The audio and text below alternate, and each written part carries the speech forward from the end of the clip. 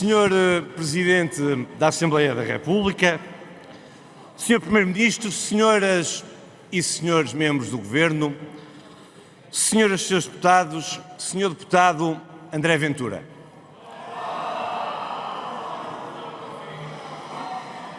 Por uma questão de decência democrática, queria dizer à Câmara e ao Sr. Deputado André Ventura o seguinte: tanto quanto consegui apurar da sua intervenção até o momento em que me dirigi a este púlpito, o Sr. Deputado confundiu, provavelmente de propósito para confundir os portugueses, o subsídio de morte e o subsídio de funeral. O subsídio de funeral é uma prestação de concessão única para compensar as despesas efetuadas com funerais de um familiar ou de qualquer outra pessoa, incluindo na dos mortos. A pessoa que tem direito ao subsídio tem que ser residente em Portugal ou equiparadas a residentes ou pertencer a um país ao qual Portugal tem um acordo para estas situações. Provar que tiveram despesas com o funeral e não ter direito ao subsídio de morte. A ser isto verdade, o que o senhor fez é, do ponto de vista político, absolutamente deplorável.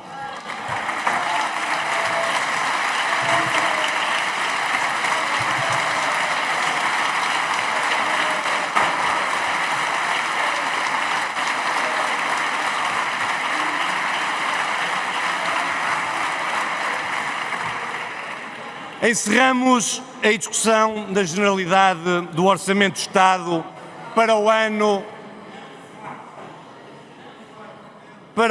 de 2025.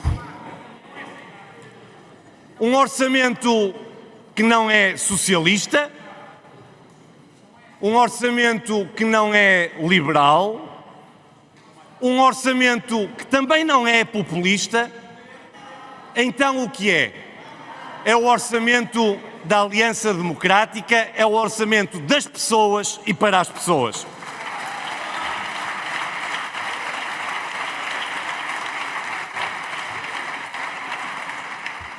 A anunciada viabilização do orçamento traz estabilidade e previsibilidade às políticas públicas, dá confiança aos agentes económicos, induz investimento externo e, sobretudo, e mais importante, cumpre o desejo da esmagadora maioria do povo português. Atendendo aos estudos mais recentes, cerca de 80% dos inquiridos classifica como positiva a governação. Ora, a aprovação do Orçamento do Estado evita o que nenhum português queria. Evita a interrupção de um ciclo governativo em que os portugueses estão a confiar. Cumprimento por isso o Partido Socialista, pela sua responsabilidade. Sou insuspeito. Todos me conhecem pelo espírito de combate leal, mas determinado ao Partido Socialista. Mas na nossa bancada sondamos a postura do Partido Socialista. Vou ler para perceberem como eles são previsíveis. Já antecipava os urros de algumas bancadas. Faz parte. Quem não convive de forma sã com os cumprimentos e a responsabilidade democrática não tem a maturidade para pôr o interesse nacional à frente dos interesses, julgam eles, meramente partidários. Pode ser que se enganem. Senhoras e senhores deputados, ouvimos muito nestes 2 dias de debate. Sinceramente, parecia que estávamos, consoante ouvíamos a oposição, o governo, os partidos que suportam o governo, a falar de países diferentes e de orçamentos do Estado diferentes. Mas valha-nos Deus, será que é assim tão difícil fazermos uma análise séria, fria, do que está em causa? É assim tão difícil? Eu creio que para as oposições é mesmo difícil aceitar o inevitável. Este é mesmo um bom orçamento para Portugal e é um excelente orçamento para quem deve ser, para as pessoas que devem estar em primeiro lugar. As oposições têm dito tudo e o seu contrário. As oposições têm dito tudo e o seu contrário.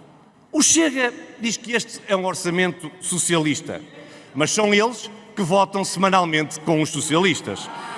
A Iniciativa Liberal, que sempre defendeu a redução de impostos, não se consegue, vejam lá, rever num orçamento que baixa muitos impostos e que não sobe nenhum imposto. Ninguém percebe. O PS diz que tudo que está no orçamento também eles eram capazes de fazer e era fácil de fazer. Mas a verdade é que o PS nunca o fez.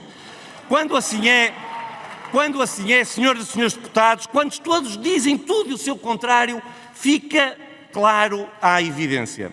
As oposições estão baralhadas porque este é de facto um bom orçamento. Vamos aos factos que são indesmentíveis. É ou não é verdade que este orçamento é o primeiro da história democrática, repito, é o primeiro da história democrática que não aumenta um único imposto e prevê excedente orçamental? Zero de impostos aumentados, zero. É ou não é verdade que este orçamento baixa generalizadamente impostos? É ou não é verdade que este orçamento valoriza pensões, ou seja, aumenta pensões? É ou não é verdade que este orçamento olha para os mais vulneráveis e aumenta o complemento solidário para idosos, participa em 100% dos seus medicamentos e deixa de ter o rendimento dos filhos como elemento para este cálculo? É ou não é verdade que valoriza carreiras e salários na administração pública?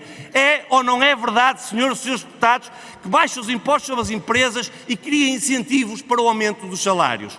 É ou não é verdade que olha para os jovens com particular foco e cria regimes fiscais amigos da juventude portuguesa e capaz de procurar reter o nosso talento?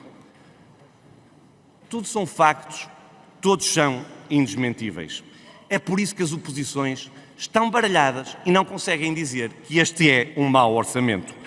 Para alguns, tudo o que acabei de dizer é pouco. Para outros, tudo isto é fácil.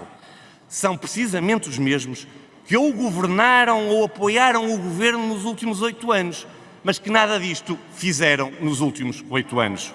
Senhor Presidente, voltemos ao que verdadeiramente interessa: as pessoas. E como gostamos e não nos cansamos de dizer, este é um orçamento para resolver o problema da vida das pessoas. Das pessoas. Mas as pessoas não são um jargão, são portugueses. Quem são estas pessoas? De quem estamos a falar? Contem bem. São os 154 mil beneficiários do complemento solidário para idosos que passam no próximo ano a receber 630 euros por mês. São os 13 mil professores que passam a ver contado o tempo de serviço congelado, devolvendo a paz à escola pública. São os 45 mil efetivos das Forças e Serviços de Segurança, PSP e GNR, que viram as suas carreiras valorizadas e passam já no próximo ano a receber, no final do mês, mais 250 euros. São os 51 mil enfermeiros que vão atingir um aumento de cerca de 300 euros por mês a mais nos próximos anos. São os mais de 6 mil jovens que já adquiriram casas com isenção de IMT e de imposto de selo. São estas as pessoas. São os mais de 4 mil guardas prisionais, os mais de 7 mil oficiais de justiça e os mais de 23 mil membros das Forças Armadas que viram as suas carreiras valorizadas e as suas remunerações no final do mês aumentadas. São as 260 mil PMEs que vão pagar menos impostos. E são, senhoras e senhores deputados, digamos-lo com orgulho, os mais de 400 mil jovens que vão pagar menos, muito menos, IRS em Portugal. São estas as pessoas de quem nós queremos resolver os problemas. É para elas, para cada uma destas, para o seu conjunto, que nós estamos a governar. Sr. Presidente, Srs. Deputados, Sr. Primeiro-Ministro, voltemos ao início, voltemos às oposições. Fácil, dizem eles. Nós também fazíamos, dizem eles. Era fácil recuperar o tempo de serviço dos professores. Bem prega Frei Tomás, olha para o que ele diz, não olhes para o que ele faz. Era fácil ser justo com a PSP e com a GNR. Bem prega Frei Tomás, era justo fazer, mas olhando para o que ele diz e não olhando para o que ele faz. Era fácil aumentar o complemento solidário para idosos. Bem prega Frei Tomás, olha para o que ele diz, mas não olhes para o que ele faz.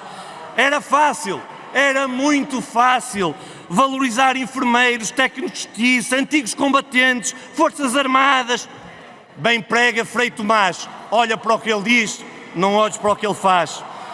Nesta história, senhores e senhores deputados, todos sabemos quem é Frei Tomás e quem verdadeiramente faz é o Governo de Portugal.